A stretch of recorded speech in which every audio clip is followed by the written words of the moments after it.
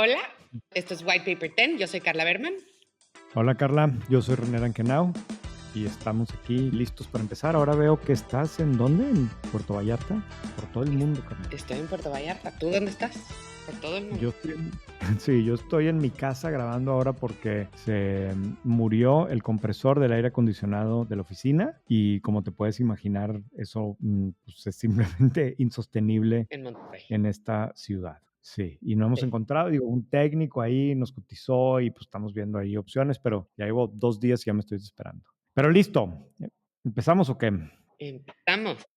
Alright. Tenemos muchas cosas de que hablar. Sí, a ver, yo quiero empezar con este tema, lo destacamos en White Paper ayer, creo, o antier, de una nota que publicó Bloomberg de una entrevista al responsable de Barclays en México, en donde pues básicamente dice que ya hay una lista de empresas mexicanas interesadas en hacer su IPO pronto, ¿no? Él específicamente dice, oye, entre 5 y 10 empresas mexicanas están preparándose para listar sus acciones. Por otro lado, también dijo que esperan este año y el que sigue quizás mucha actividad de M&A, mayor participación de las Afores y fondos globales en proyectos de infraestructura y de energía. Y bueno, a ver, o sea, este es un tema del cual hemos hablado mucho aquí, de la Ujú. ausencia de empresas mexicanas que coticen en bolsa. Claro, aquí él mismo explica que quién sabe si van a ser listadas en México o en Estados Unidos, porque las últimas como Tiendas 3B o Vesta más bien hicieron su IPO en Estados Unidos, pero al menos es un tema que parece que va a suceder. Ujú. Y lo interesante del comentario es que en la entrevista que le hicieron dijo que ha recibido cero, así lo cito textual, ha recibido cero preguntas de los inversionistas globales acerca del efecto potencial que puede tener la elección en México, lo cual se me hace que es, si vives en México y oyes a la comunidad de negocios, no necesariamente tienes esa misma sensación. O sea, la comunidad de negocios en México habla mucho, quizás demasiado, del efecto que puede tener la elección en el mundo de los negocios, ¿no?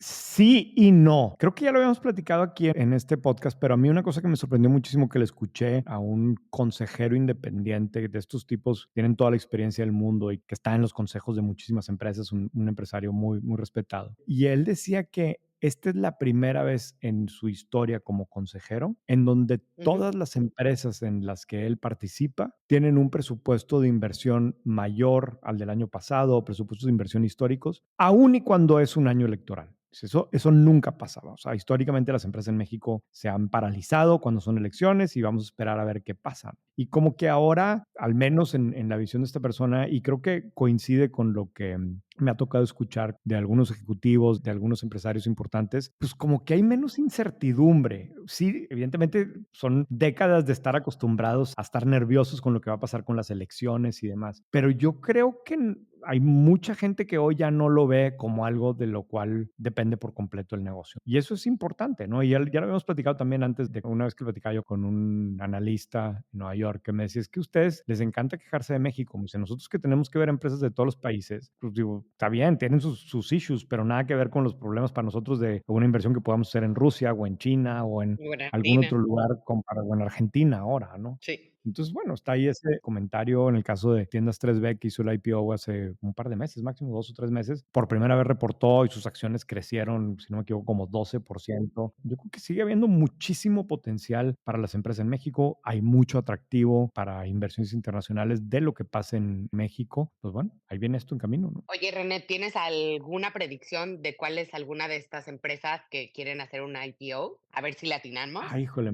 me agarraste en curva. No sé, te la voy a ver, pero, ay, no sé.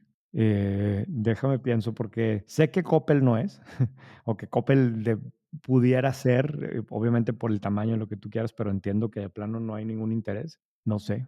Yo creo qué buena pregunta, Carla. Déjame pienso. Yo tengo dos predicciones. A ver. Son más de la economía de los startups, pero Clip, Ajá. que ya por el horizonte de inversión debe estar cerca de que los fondos de que invirtieron en ella tienen que devolver el dinero a sus inversionistas, aún si ya No, pidieron no, prórrogas. no. Sí, ya se les pasó, va. O sea, Ya se les pasó. Entonces yo creo sí. que ya. Y la otra yo diría que es Kavak. Digo, va duro, pero pues hay que salir a la luz, ¿no? Sí, Yo diría que esas dos puede ser que sean algunas de las candidatas. Sí, en el ecosistema emprendedor definitivamente. O sea, tienes una generación, de hecho estábamos trabajando en eso para publicar un white paper, pero hay una generación de startups que tienen más de 10 años en México, ¿no? Entre las cuales obviamente Ujú, está Clip y ujú. que pues son empresas de más de 10 años, ¿verdad? O sea, son startups, sí, no, Sí, pero sí, ya de startups ya no tienen nada. sí, claro, ¿verdad? Y hay muchas casas ahí y demás, pero sí, tienes razón. Y me dejaste con la duda, porque yo creo que sí debe haber algunas empresas mexicanas privadas medianamente grandes o grandes empresas que tienen ventas quizás de 1,000 millones de dólares, ¿no? Que en este país hay bastantitas privadas Ujú, y que estén considerando esto. Digo, lo hemos visto también, por ejemplo, con el caso del spin-off famoso de Caen la Fibra del Club en el América. Fibra Ah, Next. Pero bueno, me quedo con ese pendiente. Para la siguiente semana te traigo algunas predicciones. órale, perfecto. Pasando a un tema completamente distinto, interesante que los emprendedores se vuelven medio rockstars y esta semana fue el chisme del el nuevo look de Mark Zuckerberg, el fundador de Facebook, Meta. ahora Meta, Ujú. y pues el artículo habla de por qué todo el mundo está obsesionado con el cambio de look de este CEO legendario. Cuéntanos por qué.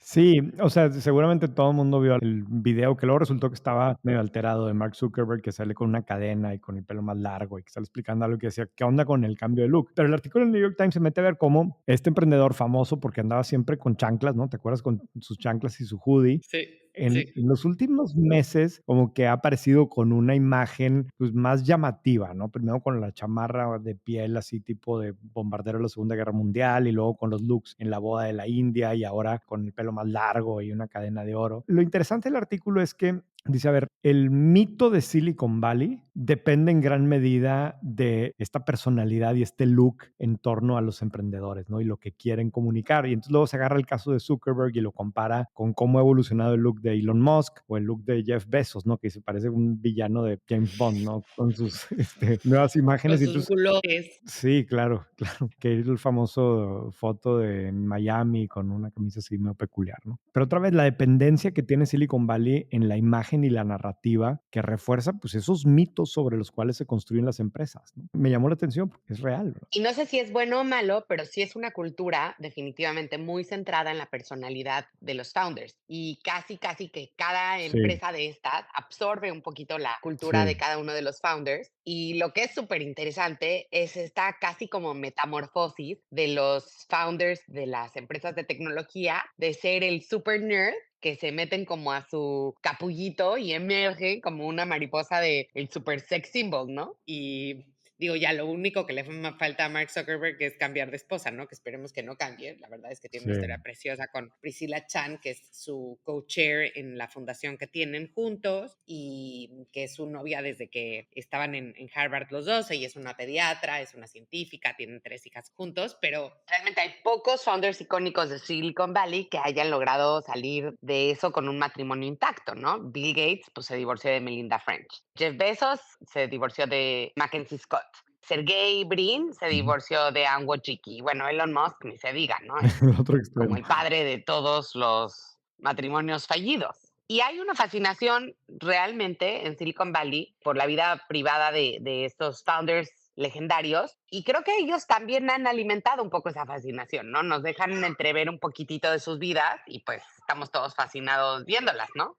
Han aprovechado, no sé si aprovechar es la palabra correcta, pero han hecho que sus vidas privadas sean muy visibles, ¿no? Sí. Pues bueno, pues vamos a ver qué pasa ahora que se puso todo guapo. ¿Sabes quién entiendo que sí tiene toda la vida casado con la misma? Michael Dell. ¿Mm?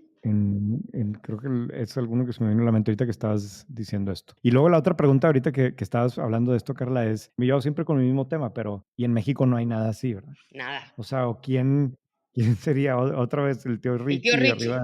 arriba del yate, ¿no? Pero pues esa es la única Sí. imagen referente de moda de emprendedores o de empresarios, o el look así más buchón y el McLaren verde, no sé, como que falta otra vez la referencia de los empresarios mexicanos en esto, ¿no? Pero Sí, bueno. sí.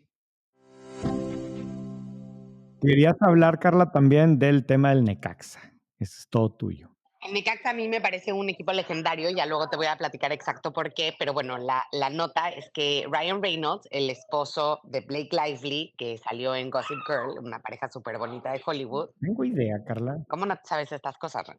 No, Compró, no tengo junto con idea. un grupo de accionistas, una parte minoritaria del Necaxa, del equipo de México, el Necaxa, y él es uno de estos celebrities que se han convertido en inversionistas de muy alto perfil y que usan un poquito su celebridad para beneficio de sus inversiones. Entonces, hace unos años compró un equipo de fútbol de Inglaterra y la historia cuenta que llegó a su casa y le dijo a Blake, me vas a matar, ¿no? Y le dijo, ¿qué? ¿Te compraste una moto? Y le dijo, no, peor, me compré un equipo de fútbol, ¿no? Y aparte era un equipo de fútbol así como medio de segunda división, medio chafa, no sé si era de segunda división, pero no era un equipo estelar, evidentemente. Y con un grupo de inversionistas lo compró y luego hicieron un documental interesante de como el camino de este equipo hacia la gloria. Y creo que les fue muy bien y ahora han estado vertiendo con un equipo de inversionistas, también celebrities, entre los cuales está Eva Longoria, en varios equipos de deportes. Invirtieron en un equipo en Estados Unidos de fútbol femenil, que también el fútbol femenil se ha vuelto como un destino para los inversionistas de alto perfil. También Sheryl Sandberg, que invirtió en otro equipo de fútbol femenil en Estados Unidos. Pero bueno, todo esto para llegar a que este grupo de inversionistas, liderado por Ryan Reynolds, acaban de comprar nada menos y nada más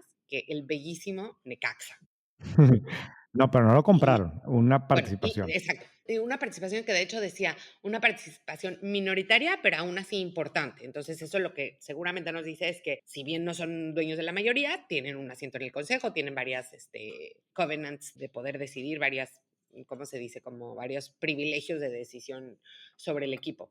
El Necaxa es este equipo muy, muy, muy antiguo de México, era el equipo de la compañía de Luz y Fuerza hace muchísimos años, y cuenta la leyenda que mi abuelito, el ingeniero Enrique Berman, vino a México a finales de los años 30 porque en Polonia no lo dejaban estudiar en la universidad por el hecho de ser judío, que además es algo que hoy en día están pasando cosas de corte muy antisemita en muchas universidades de Estados Unidos, y es increíble que tan solo hace 80 años estaba pasando y que está volviendo a suceder, pero bueno, ese es tema para otro día. Y cuando llegó a México, que lo recibió con los brazos abiertos, estudió en el Politécnico, estudió ingeniería mecánica y eléctrica y después trabajó en la compañía de Luz y Fuerza muchos años y jugó para el Necaxa antes de que el Necaxa fuera un equipo profesional, porque el Necaxa era, los rayos del Necaxa eran justamente el equipo de los electricistas de la compañía de luz. Y bueno, la otra razón por la que amo al Necaxa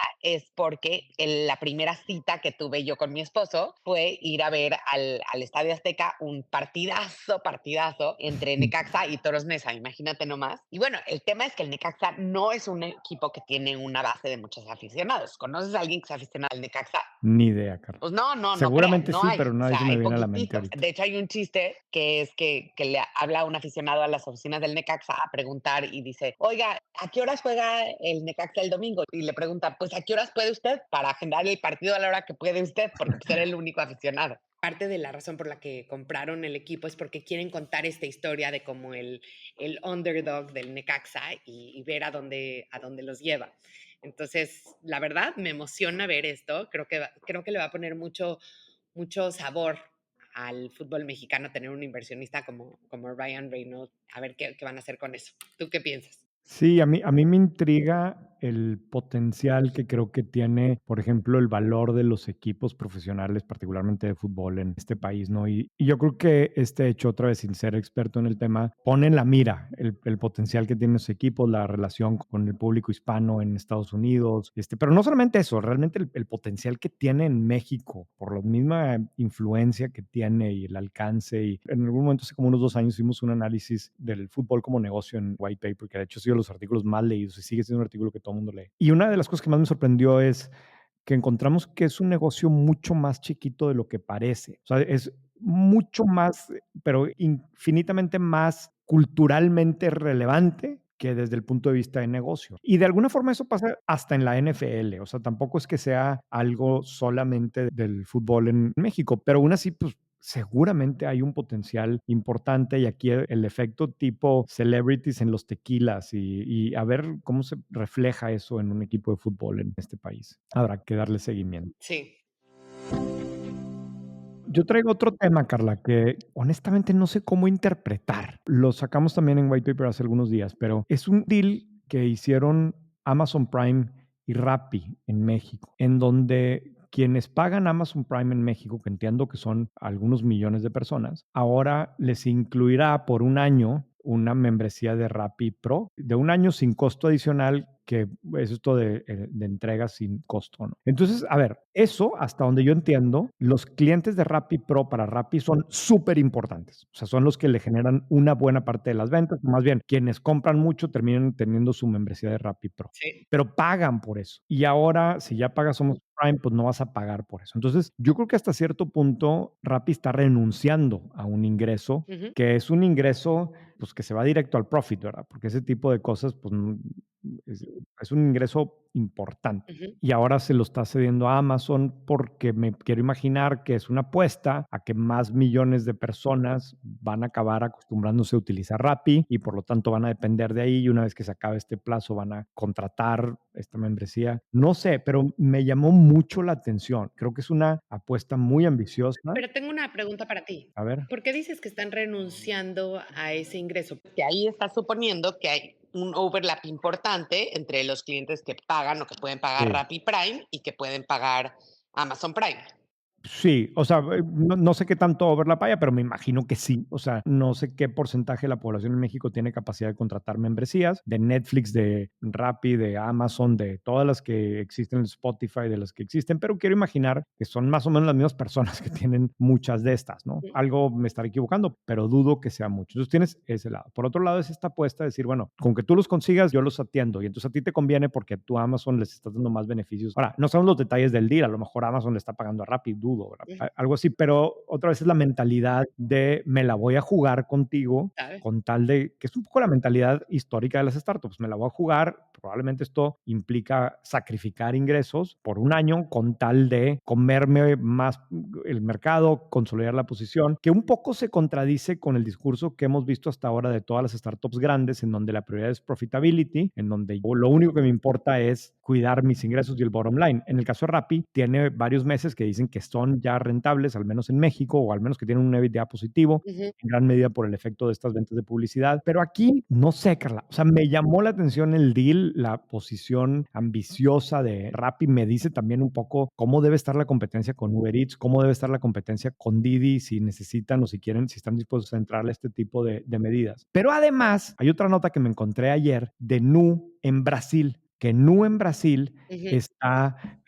también sacando una versión Nu Plus, ¿no? Como Apple Plus y como todos los Plus del mundo, en donde incluyen streaming de Max o HBO antes, ahora Max, y otros beneficios, ¿no? Entonces también ahora un nuevo banco ofreciendo esta membresía, Rappi por acá, pues tenía el tema de la tarjeta con Banorte y ahora está con Amazon en las entregas. Entonces, como que me llama la atención este amalgama de servicios en donde mezclo temas de streaming, delivery, como si por un lado pareciera que ninguno de esos servicios por sí solos hace sentido solo, ¿no? O más bien que si me junto con todos tengo una propuesta de valor completamente diferente, pero si al mismo tiempo mi competidor también tiene todos los servicios, entiendo que Mercado Libre, por ejemplo, pues también andaba viendo un tema de video, o ujú. sea, son ya como empresas holding con muchos negocios diferentes. No entiendo. No sé qué opines tú, Carla. Déjame dividir lo que acabas de decir en dos cosas, porque te me pasaste rápido al Nubank y quiero primero hablar de lo de Rappi. A ver, lo interesante de lo de Rappi, y no sé, a lo mejor voy a decir una súper tontería, si alguien tiene datos, por favor, escríbanos, es que tú estás haciendo una suposición de que el que más se va a beneficiar aquí es Rappi de Amazon, o sea, que Rappi se está montando en el tema de los usuarios de Amazon y no lo sé, pero hay una porque además ni Amazon dice cuántos usuarios tiene en México, por sus reportes no desglosa el número de usuarios en México y Rappi es una empresa privada, entonces no sabemos, podemos hacer ciertas suposiciones, pero yo me aventuraría a decir, y a lo mejor voy a decir una tontería, por favor corríjanos si alguien sabe, que a lo mejor estás viéndolo al revés, Ok. René, que a lo mejor aquí el que se va a beneficiar de la base de usuarios de Rappi es Amazon, porque Amazon es una empresa gigantesca, obviamente a nivel global es enorme, pero acuérdate que en México tiene un competidor fuertísimo, fuertísimo que se llama Mercado Libre, que tiene un market share mayor. Y Rappi, siendo una empresa privada, no sabemos mucho, pero lo que sabemos, según ellos, es que tienen en 112 ciudades presencia y que más de 60 millones de personas han usado el servicio. No sé cómo cuentan esos 60 millones de personas, no sé si duplican usuarios, etcétera. Y tengo una ligera sospecha, que es más bien deseo que sospecha, que aquí el que quiere entrar con Rappi es Amazon y no al revés, porque pues el grandote Wow. aquí puede que sea Rappi. Sí, tienes toda la razón, no lo había visto desde esa perspectiva. Vamos a ver si alguien nos chismea realmente qué es lo que ha estado pasando aquí con ellos. Pero es que a mí me llama mucho la atención cómo se van mezclando los modelos de negocio. Entonces, Sí, realmente es una empresa que se dedica a qué, compite con quién, no sé. Vamos a ver cómo se comporta, ¿no? sí.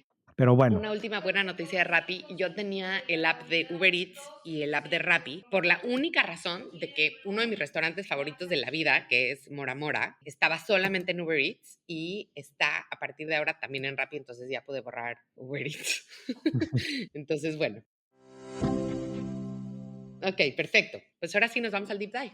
nos vamos al deep dive porque ahora sí está muy extenso porque es uno de mis temas preferidos. Sorry, gracias por, Carla, aguantar mi terquedad con estos temas, pero sé que a ti también te interesan y tienes un punto de vista muy particular. Sí. El día de hoy queremos hacer un repaso por los reportes trimestrales, específicamente qué están diciendo las empresas de México o las empresas grandes en México que reportan. A esta fecha, pues la mayoría ya presentaron sus resultados, muchas ya tuvieron sus conference calls con los analistas y bueno, pues como parte de lo que hacemos en White Paper es ver cómo van las empresas y qué está haciendo cada quien y en dónde le está yendo bien, dónde está yendo mal. Nos metimos a analizarlos y encontramos muchas cosas que me llamaron la atención y eso es lo que queremos compartir hoy aquí en White Paper, ¿no? Entonces, a ver, ¿Mm? si me das chance de empezar, Carla, yo empezaría con una cosa que a mí en lo personal siempre me ha parecido simbólicamente importante y son los famosos conference calls. O sea, las empresas públicas por lo general, cuando presentan resultados, no todas lo hacen, pero cuando presentan los resultados trimestrales, después tienen una llamada en donde casi siempre, con algunas excepciones, casi siempre el CEO, el CFO platican, hacen un resumen de cómo les fue en el trimestre, de sus expectativas, etcétera. Y luego los analistas en los bancos más, muchos de los bancos internacionales y demás se conectan y les hacen preguntas.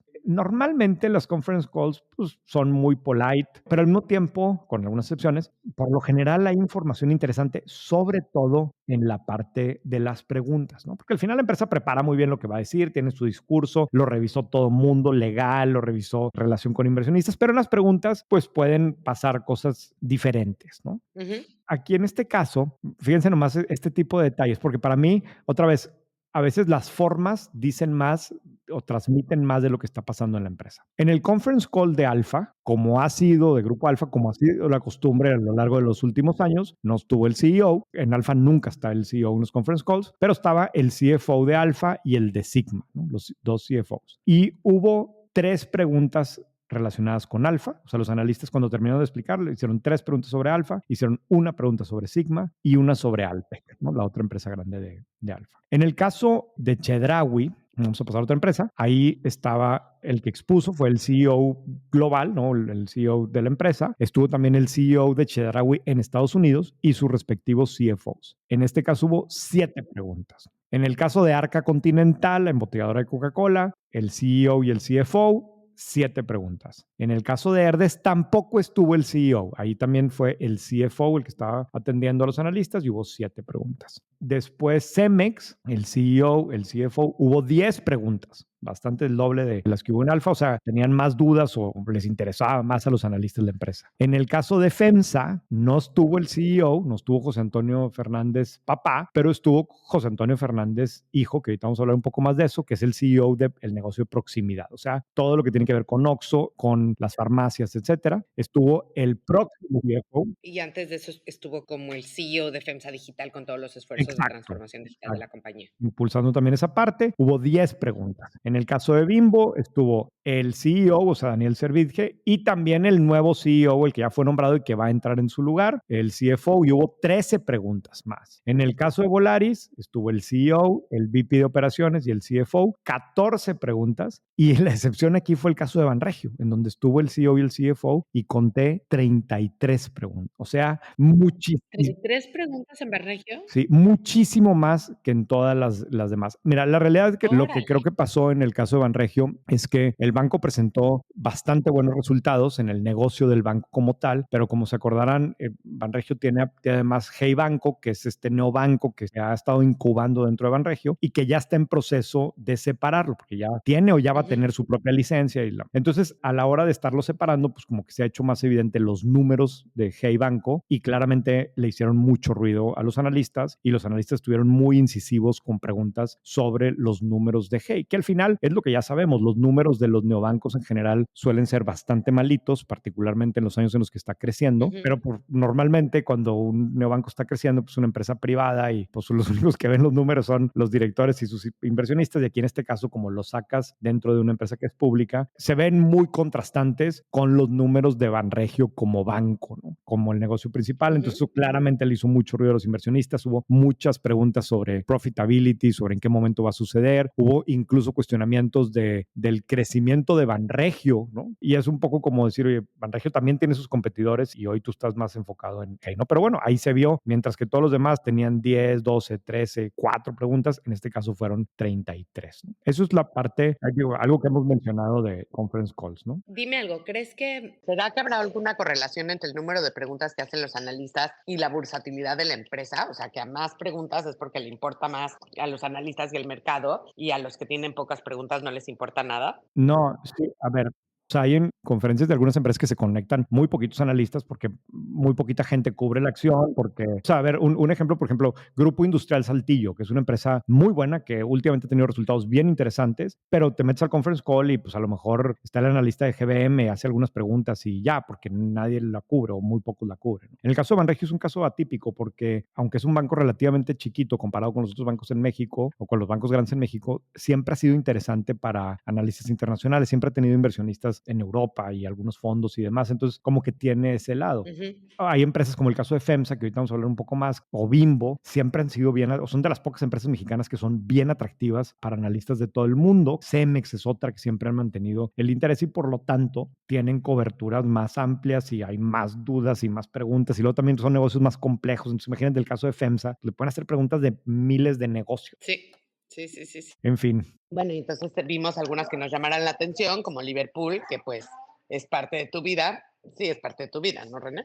de tu vida. Es parte de mi vida, de la tuya también, no es parte de tu vida. No, not really. Yo no compro nada, Carla. Yo no compro nada. O sea, compro tenis de correr. Esa es mi obsesión. Me encanta decir que, y es verdad, que la camisa que traigo la habré comprado hace 8 años o 10 años, no sé cuánto, ¿verdad? Y los jeans que compro estoy muy preocupado porque la marca que me gustaba de jeans ya quebró. Entonces no sé dónde fregados voy a comprar jeans, pero lo bueno es que me duran mucho, entonces todavía esa duda está lejos. ¿Te gusta? Bonobos. Ah, no, es que no. Bonobos es una historia medio tragediosa porque es esta startup de las primeras, de la primera generación de Direct to Consumer, que su propuesta de valor era que iba a ser pantalones para hombre fregones. Y yo como en ese sentido soy un poco medio early adopter de este tipo de marcas, los compré a lo mejor hace 15 años, ¿no? Y desde ahí dije, estos son los pantalones que a mí me gustan y siempre, y aparte eran más baratos, cosa importante para mí, y no tenía que ir a una tienda, lo pedía online y ya estaba ahí y siempre pedía lo mismo, ¿no? Pero luego, digo, el libro del fundador del Bonobos vale mucho la pena, digo, distrayéndome un poco, pero esta marca que de Increíble. hecho, sí, que Coppel fue un inversionista súper importante, Ujú. la salvó de hecho en algún Sí, momento. Después la compró Walmart, cuando Walmart estaba entrando durísimo al tema de al e-commerce y e-commerce. ahí la tuvo unos años. Imagínate que era Bonobos dentro de Walmart, ni el punto cero, ni Benavides dentro de Walgreens, güey. En el punto 0,00001, no figuraba nada ahí. Y entonces la terminó rematando Walmart hace un par de años y la compró Express. No sé si te acuerdas de Express, una marca de ropa que tenía Sí, tiendas claro. en los moles en los años 90 y 2000. Y Express acaba de quebrar. La semana pasada entró a Chapter 11 y Bonobos está ahí metida en ese portafolio. Entonces ya no sé qué va a pasar con Uf. mis jeans, pero a mí me duran mucho tiempo, entonces no pasa nada. Pero bueno, Carla, íbamos a hablar de Liverpool.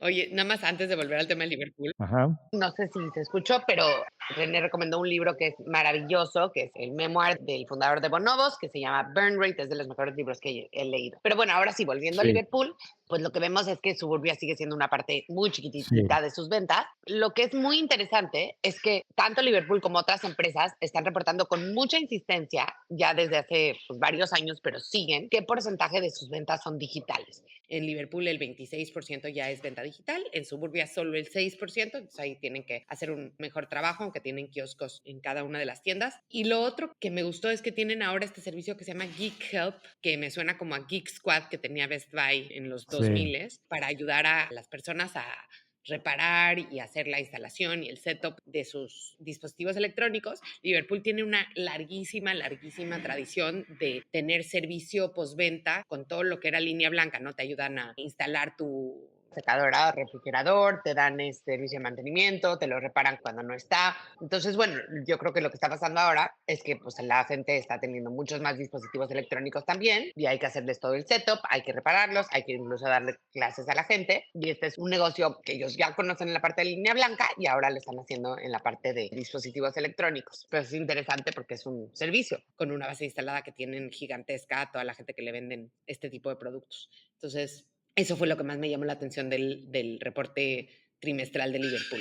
Sí, fíjate que a mí, digo, este último tema que destacas, Geek Help. O sea, a ver, Liverpool reportó ventas totales de 35,000 millones de pesos en el trimestre, ¿no? 35,000 millones de pesos, un chorro de lana. ¿Cuánto te gusta que sea Geek Help o que haya contribuido en eso, ¿no? Nada, ¿no? Entonces, el Nada. hecho que hablen de Geek Help en el informe, siendo una empresa que pues tiene millones de iniciativas y de proyectos y de cosas, muchas de las cuales son infinitamente más grandes que esto, pues dice mucho, ¿no? Por eso a mí me gusta como que identificar de qué fregados están hablando en los reportes, de qué temas salen en los conference calls. El que me pareció a mí en el caso de Liverpool todavía más llamativo es que específicamente mencionaron que tienen 11 espacios en tiendas. El de los Sí, trajes. para rentar trajes. 11 espacios en tiendas. No sé cuántas sucursales hay de Liverpool, pero son millones. Aquí hay 11 espacios para rentar trajes, pero crecieron, 5 de esos son nuevos en el trimestre. Entonces, otra vez, la empresa te está diciendo, este tema me importa, ¿no? Sí. Este tema me parece relevante. Y hablando de empresas que quieren decir qué es lo relevante, estuvo el conference call de FEMSA. Bien interesante, conference call bien, bien largo, muchas preguntas, muchas muy sofisticadas. Pero mira, aquí está lo que creo que hace sentido destacar, o al menos desde mi punto de vista. Primero, no estuvo el CEO, José Antonio Fernández, como lo mencionábamos, pero estuvo su hijo, el CEO de proximidad, estuvo Martín Arias, que es el próximo CFO. No sé qué decir. ¿Por qué? Yo creo que el hecho de quién haya liderado el conference call dice mucho de lo que está pasando en la empresa y más en el caso de FEMSA, que como hemos mencionado, es una empresa que está en este proceso de transición. José Antonio, hijo, estaba jugando el rol del CEO. Esa es la realidad. Yo creo que así lo veían los analistas, yo creo que así respondió él y bueno, pues ahí está lo que creo que realmente está pasando en FEMSA. Temas importantes. Oxxo en Estados Unidos, ¿no? Que eso como que es algo que ha sonado mucho desde que vendieron la participación en Heineken. Hablaron, fue de las primeras cosas que preguntaron los analistas.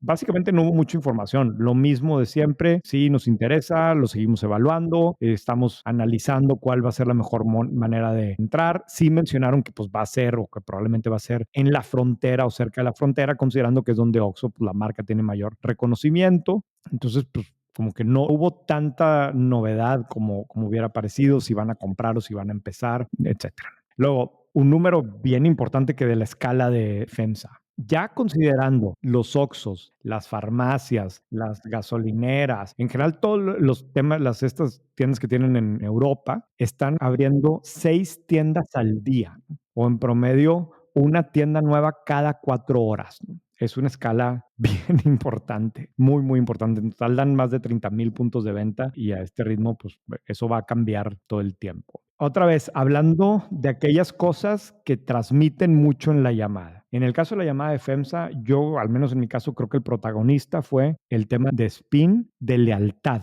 No tanto, y fíjate, Carla, esto me llamó muchísimo la atención. Prácticamente nunca hablaron de los negocios financieros. Que si bien en otras llamadas llevan años hablando de la fintech, del negocio de las tarjetas y demás, ese fue el gran ausente en esta llamada. En su lugar, el que se llevó el protagonismo es este programa de lealtad de Spin, que aseguraron que ya más de una tercera parte de las ventas en Oxxo están relacionadas con el programa de lealtad. O sea, se ha convertido rápidamente en algo bien significativo para el día a día de Oxxo. Claro, lo podemos ver desde otra perspectiva, que seguramente la gente que iba ahí todo el tiempo a Oxxo, que iba con mucha frecuencia, le dijeron, oye, ¿quieres este programa de lealtad? Sí, y bueno, pues ahí está. Pero aquí el peso de esto es los datos que eso está generando, porque antes la gente iba y compraba un gansito y una coca y listo, y se iba, y ahora ya saben que fue Carla la que compró el gansito y la coca y lo compró hoy en esta tienda y mañana en esta otra, y ahora aparte se compró una cerveza y ahora no sé qué cosas, y eso le pueden decir a las marcas de CPG cómo ponerlo, y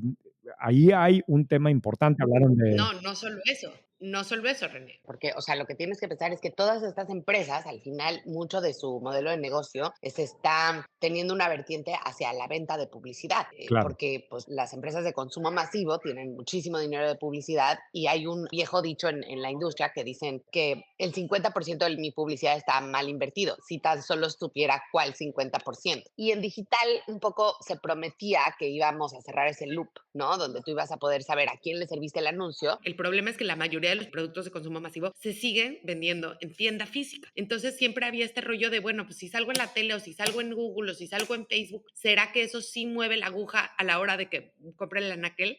Y si Oxxo, que tiene chorro mil puntos de venta, puede agarrar y decirle, a ver, yo le voy a servir a Carla un anuncio, porque yo ya sé que Carla compra muchísimos gancitos al mes y tú estás introduciendo un nuevo pastelito de chocolate y le voy a servir y luego te voy a decir, Carla sí compró, digo, te enseñaron un anuncio o le hicieron una promoción, claro que no va a ser, estoy sobresimplificando, no va a ser Carla porque por leyes de privacidad nunca lo vas a individualizar, pero sí vas a saber, a ver, de cada 100 personas que compraban el producto de mi competencia, ahora cuántas logramos que se fueran a migrar a mi producto. Y si alguien lo puede hacer por la escala, pues sí, la verdad es que es Oxxo. Sí, sí, totalmente, totalmente de acuerdo. Y de hecho pusieron un ejemplo de también ya cómo lo están utilizando para definir las necesidades de staff en las tiendas. O sea, dice, teníamos errores de creíamos que de tráfico por hora, del tipo de tráfico, de en algunos lugares teníamos más gente de la que necesitábamos, no sé en dónde, pero porque siempre hay una caja cerrada, pero en otros lugares les faltaba gente, etcétera. El rol del café en las compras de producto. Aquí otra vez el tema de inteligencia artificial como la única manera de poder procesar tanta información. Pero es que otra vez la escala es increíble. O sea, en el trimestre abrieron Enorme. 400 tiendas. Este año esperan más de 1,100 tiendas Oxxos, solamente Oxxos en México nada más. Ahora, cuando un analista le... Y lo otro que está cañón Ajá, es la velocidad con la que están abriendo tiendas en Brasil, que pues la verdad sí, típicamente a las compañías mexicanas les cuesta mucho trabajo Brasil, a los brasileños les encanta sí, decir que Brasil es diferente y la verdad que sí es diferente sí, y sí, sí es. ver esa barrera. De hecho, Carla, en este punto específicamente le preguntaron a José Antonio que cuáles eran sus tres prioridades y una de ellas Ajá. dijo que era Brasil, el crecimiento en Brasil. I really think Brazil, if we can get it right, we can be as big as Oxxo Mexico, if not bigger. Ese es uno. El segundo que mencionó, fíjate que este te va a llamar la atención y porque sé que a ti te gusta el tema, es la oportunidad con discount retailing. Y hablaron otra vez de las tiendas Vara. Cuando Vara, pues, si no me equivoco, son como 300 o 400 tiendas, son poquitas para una empresa del tamaño de Oxxo, pero para José Ujú. Antonio esta es una prioridad. Y ya hemos Que visto son cómo competidores directos de tiendas 3B. de 3B. Y hasta cierto punto de Bodega Aurrerá y demás, ¿no? Entonces, aquí hay un tema que probablemente vamos a seguir escuchando cada vez con mayor frecuencia. Y el tercero que mencionó, que también me sorprendió como sus tres prioridades, a Brasil, este tema de discount retailing y food service en Europa. Esto sí que nunca se los había escuchado. O sea, esta cadena que compraron en Suiza, Valora, que tiene muchos formatos, medio de cafeterías, medio de tiendas de conveniencia, medio de tiendas de revistas y periódicos, tiene un componente importante de comida preparada. O sea, de estos como estaciones de servicio en las carreteras, que en el caso europeo venden croissants con jamón y cosas de ese tipo, pues Tipo como el que chivón, ¿cuenta? no, creo que, o sea, a lo mejor la versión fresa del lonchibón. Ok. Como que eso le están viendo potencial de que lo pudieran llevar a otros lados, ¿no? Pero fue medio sorpresa para mí. Entonces, yo creo que en el caso del Conference Call de FEMSA es el tema de la participación de José Antonio, hijo del CEO de Proximidad, como liderando la llamada, el tema de estas prioridades, el tema de Spin Loyalty y todo lo que eso significa y claro, pues el crecimiento en puntos de venta, ¿no? Sí. Y bueno, hablando de food service, otra que acaba de reportar es Alsea. Aquí creo que lo interesante es que siguen creciendo bastante sano a tiendas iguales, que como saben es la medida más importante de una empresa como Alsea, que abre tiendas y entonces el crecimiento puede venir o por tiendas iguales o por nuevas aperturas, y es bien importante que las tiendas que ya abriste sigan creciendo, entonces bastante bien. México siguiendo siendo bastante importante, creciendo 13%. Y lo otro que me llama la atención es que siguen hablando de ventas digitales, que ya son el 30% entre e-commerce, agregadores y lealtad. El 30% de las ventas totales del SEA ya son 5,500 millones de pesos y crecen bastante, crecen 24% y con 7,8 millones de personas en su programa de lealtad. Entonces, curioso que de los tres que hemos hablado, de FEMSA, Liverpool y Alsea, como que los temas en común es el tema de lealtad, ¿no? Sí, El tema digital como importantísimo y bueno, no necesariamente el tema de servicios, pero de otros negocios, pero sobre todo el tema de lealtad y el tema digital como cosas que quieren impulsar mucho y como tú dices, cuando lo dicen en los conference calls es porque está muy presente en la agenda del CEO de la empresa, ¿no? sí, sí. Aquí, en el caso de Alsea, hay un dato que mencionaron ahí que yo no tenía ni idea, pero tienen un chorro de restaurantes en Europa y al parecer hay un boicot hacia marcas americanas, sobre todo en Francia y Holanda. Y como ellos tienen pues, puras marcas americanas, muchas marcas americanas, como que eso les ha afectado, porque de hecho todo el crecimiento de Alsea que reportó viene de México para efectos prácticos. En Europa las ventas en moneda local crecieron 6%, pero si lo pasas a pesos, pues fue una disminución de 2,4%. En Sudamérica disminuyeron 18%. Pero este tema del boicot, como que nunca me había puesto a pensar que una empresa mexicana se termina viendo afectada por un boicot en Europa a marcas americanas. En fin, de esas curiosidades que vemos. Pero fíjate el impacto, o sea, mientras que en México Starbucks crece 10,6%, en Europa disminuye 0,1%, pero no crece, va para atrás, ¿no? Hay un Sí. cambio importante en el potencial de estas marcas de Alsea, ¿no? El otro que reportó una bajada es Becle, ¿no? De tequila de José Cuervo y demás. Tuvo una caída de 18% en la utilidad en el primer trimestre en comparación con el primer trimestre del año pasado, prácticamente pues porque vendió menos bebidas y también le afectó el famoso superpeso, ¿no? Fíjate, vendió más en Estados Unidos en volumen, 5% más, pero en México retrocedió 10% y en otros lugares retrocedió más de 20%. Al parecer son menos ventas de tequila, específicamente de tequila, que hasta ahora todo el tiempo hemos escuchado que el tequila crece y crece y crece y crece, pero por lo visto hay una disminución relevante. Hace tiempo veíamos que en el caso de México algo les afectó con temas de turismo. Al parecer, mucho del tequila que se vende en México está relacionado con el turismo, Ok.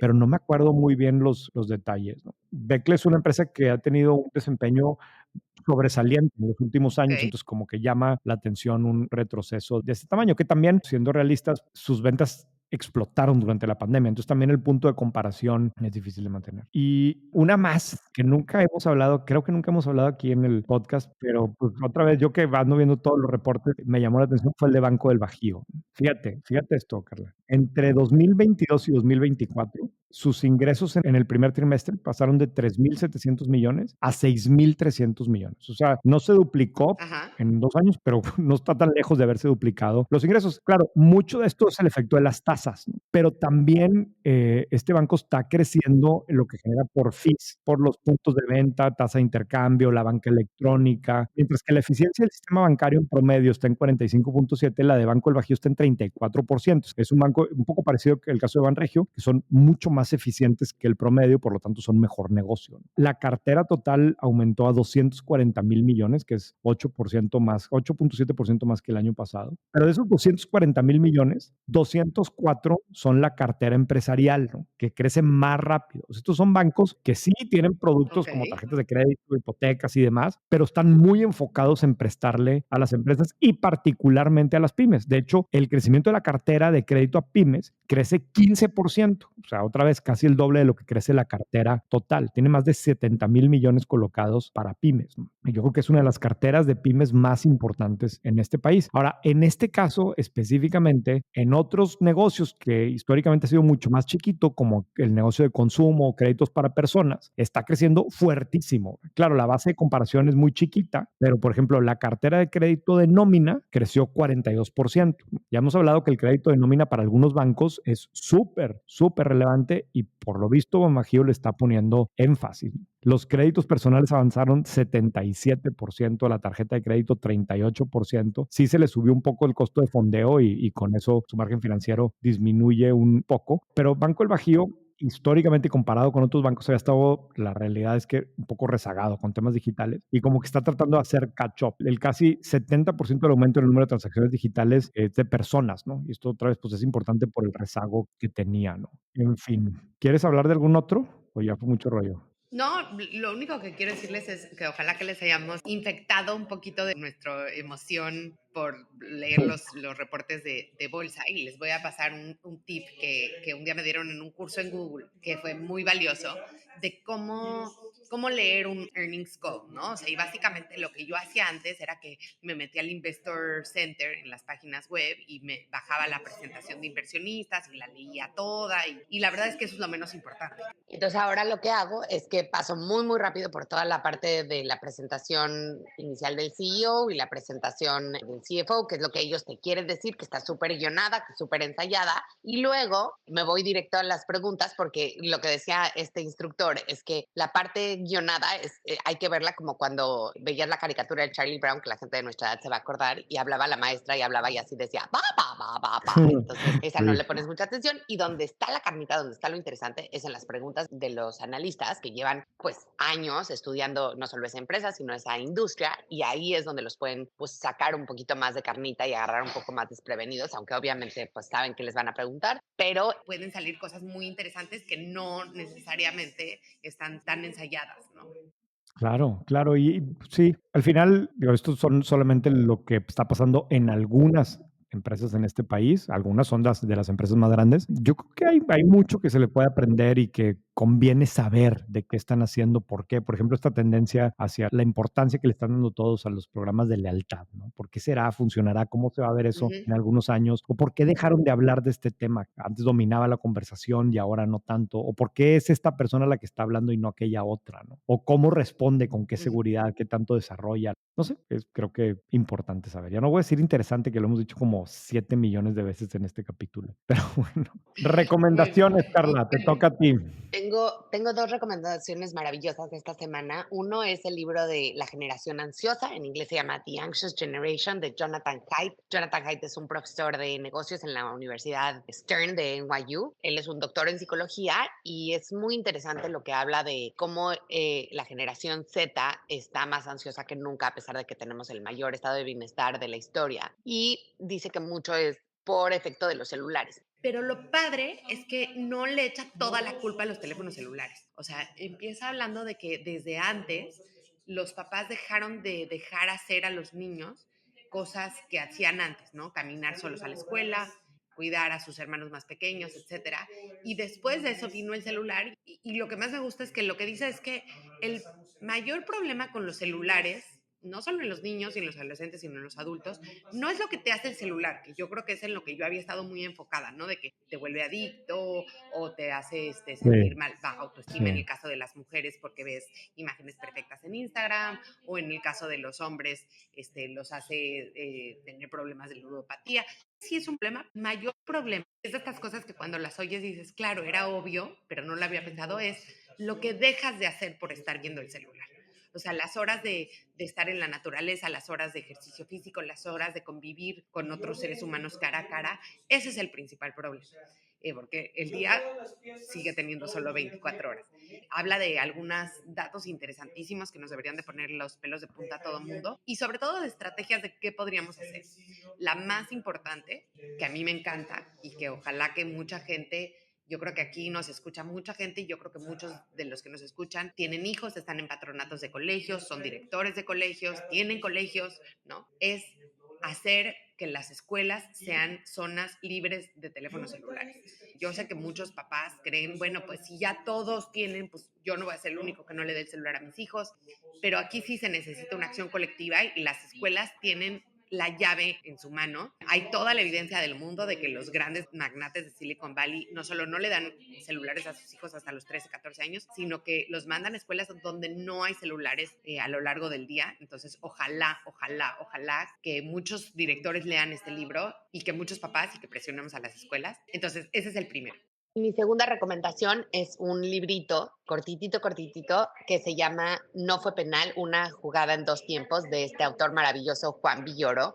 Y es una crónica vista desde dos puntos de vista de un partido de fútbol ficticio, uno desde el entrenador y otro desde el árbitro que estaba revisando la jugada en el VAR.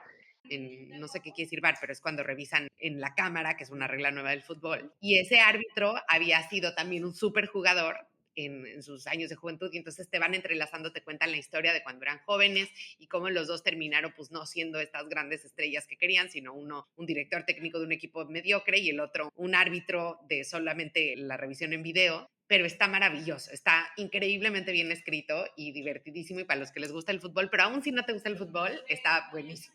Te voy a hacer caso. El primero ya lo tenía comprado, lo tengo aquí en la lista de pendientes, pero el segundo no, así que te voy a hacer caso. Muy bien, listo. Pues muchísimas gracias. Muchas gracias, la verdad es que ahora disfruté muchísimo el podcast. Sentí que estábamos teniendo un café entre amigos muchas veces, pero en esta ocasión incluso más. Sí, y sorry si aventamos demasiados números y demasiados datos. Como siempre, si alguien tiene alguna duda, queja, comentario, sugerencias, por favor, escríbanos y listo. Nos vemos la siguiente semana.